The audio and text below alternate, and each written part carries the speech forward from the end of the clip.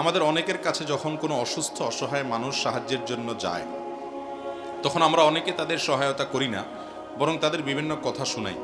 অথচ আমরাই ওয়াজ মাহফিলে, মসজিদে টাইলসের জন্য অনেক বড় অঙ্কের টাকা দান করি। প্রশ্ন হলো, কোন দানটা আগে করব?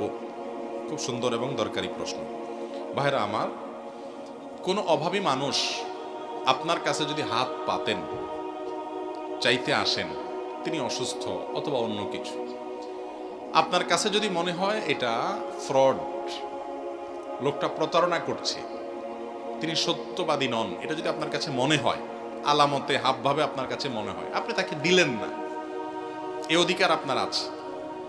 এবং যদি আপনার কাছে স্পষ্ট হয় যে লোকটা এই ধরনের কাজ করে বেড়ায় সারাদিন, এটা তার পেশা, মিথ্যা কথা বলছে, তাকে আমি দিলে বরং সে এই অপকর্মটা আরো বেশি করে করবে, সেজন্য আপনি তাকে না দেওয়ার অধিকার আছে। কিন্তু কোনো মানুষ আপনার কাছে হাত পাতলে বা চাইলে আপনি তাকে ধমক দিতে পারবেন না, আপনি তাকে শাসাইতে পারবেন না। আল্লাহ তাআলা কোরআনে কারিমে বলেছেন, ওয়া আম্মাস সাইলা ফালা তানহার। কোনো মানুষ চাইলে হাত পাতলে তুমি তাকে ধমক দিবে না, দিতে না পারো, ধমক দেওয়ার অধিকার নেই। আমরা অনেকে আছি যে এই ধরনের মানুষকে আমরা ধমক দেই। এটা ঠিক যে অনেকে পেশাগত কারণে ভিক্ষা করে এবং মিথ্যা কথা বলে। ঢাকা শহরে তো ভিক্ষুকরা অনেকে আছে বাচ্চা ভাড়া নেয়, আমি নিজেও জানতাম না এটা। আমাকে একদিন একজনে বললেন যে ভাড়া নেয়, এবং বিভিন্ন আলামত টালামত দেখে আমার কাছেও মনে হইল তাই।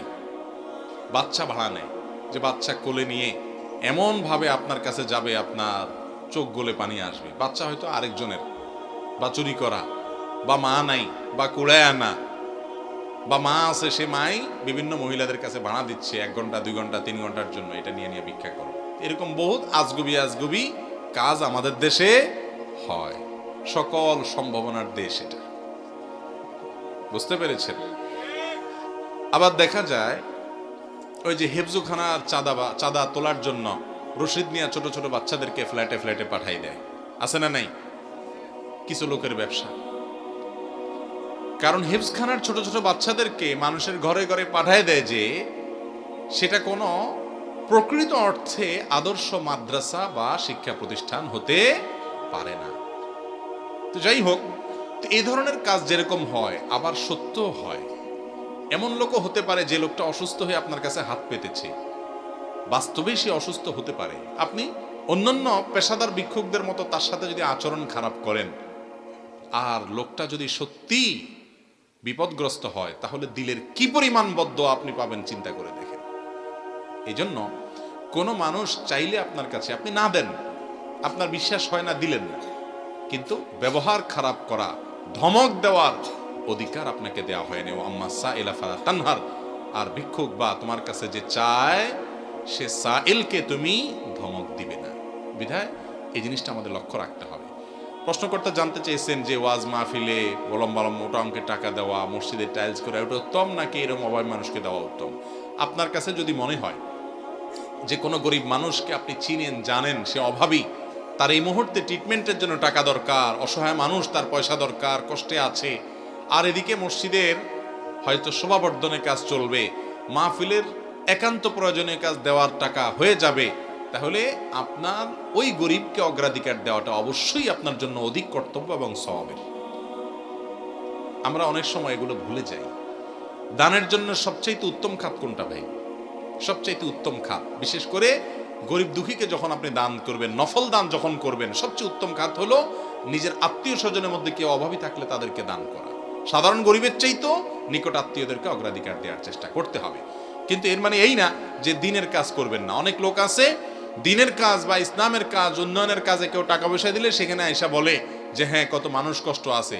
অনেক নাস্তিকরা আছে, প্রশ্ন তোলে, কোরবানিতে আপনারা এত পশু জবাই করেন, এত টাকা খরচ করে কোরবানি করে, এটা না করে গরিবদেরকে দিলে হয় না? ওই লোকেরাই মদের বোতলের পিছনে কোটি কোটি টাকা খরচ করে, তখন তাদের এই সমস্ত নসিহত থাকে না।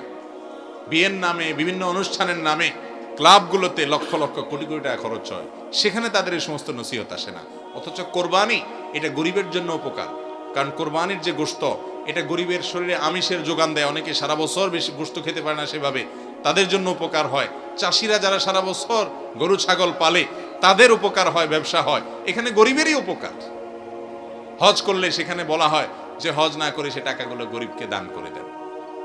তো এই কথা যারা বলে তাদের উদ্দেশ্য খারাপ, তারা মূলত ইসলামের বিরুদ্ধে কথা বলা, খোঁচানো তাদের অভ্যাস। কিন্তু আমাদের মনে রাখতে হবে, গরিব অভাবী মানুষকে দান করার সুযোগ থাকলে যদি ভেরিফাই করি, আমরা জানতে পারি লোকটা সত্যবাদী, মিথ্যা নয়, তাহলে তাকে অবশ্যই সহযোগিতা করা উচিত এবং অন্য অনেক নফল দানের উপরে ওটাকে অগ্রাধিকার দেওয়া কর্তব্য।